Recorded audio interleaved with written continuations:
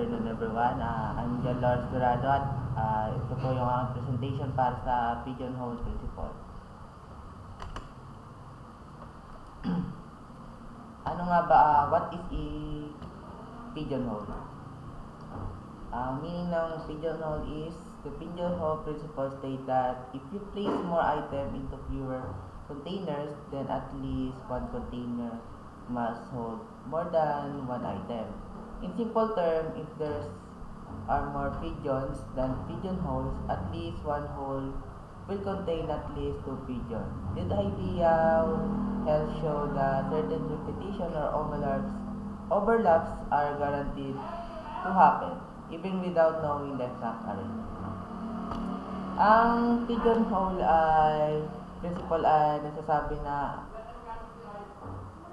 ang simple term nito, nagsasabi ay kung mas maraming pigeon, tas kakaunti ang pigeonholes, at kunwari, ang pigeon na ay nasa mga 5, tapos ang containers ay mga nasa 4 lang.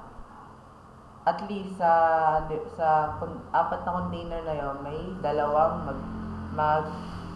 may isang container na 2 pigeon.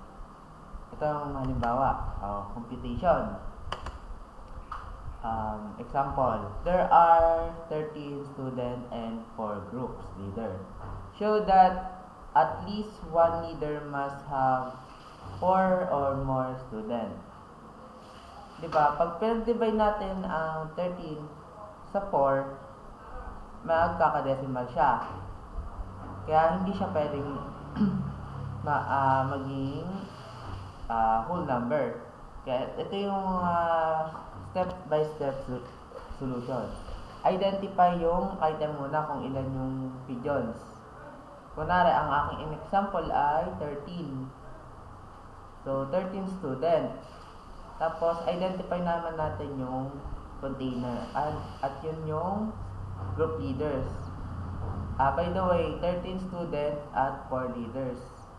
Ang 4 leaders, ito yung containers, yung paglalagyan, or ito yung pigeonholes. At ito namang 13 students, itong halimbawa ng 13 students ay ang pigeons.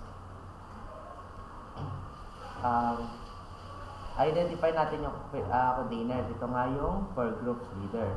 Tapos, ipag-compute naman natin yung average distribution. 13 divided 4 is equal to 3.25. Pag wala namang, hindi siya whole number kasi may labis na isa. Kaya may naging 0.25. Pero sa pigeonholes, hindi, yung natirang isa, at least, may sa 4 na groups, may maglilima. Kaya siya tinawag na pigeonholes. Yung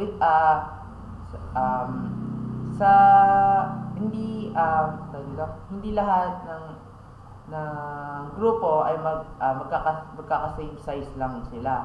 Yung isa may kunwari 4 na ay 5 na student, tapos 4 lang na container.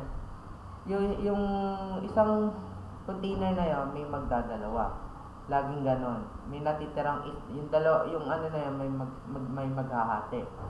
Sa lahat ng mga estudyante may dalawang maghahati sa isa. So, yun lang po at maraming salamat.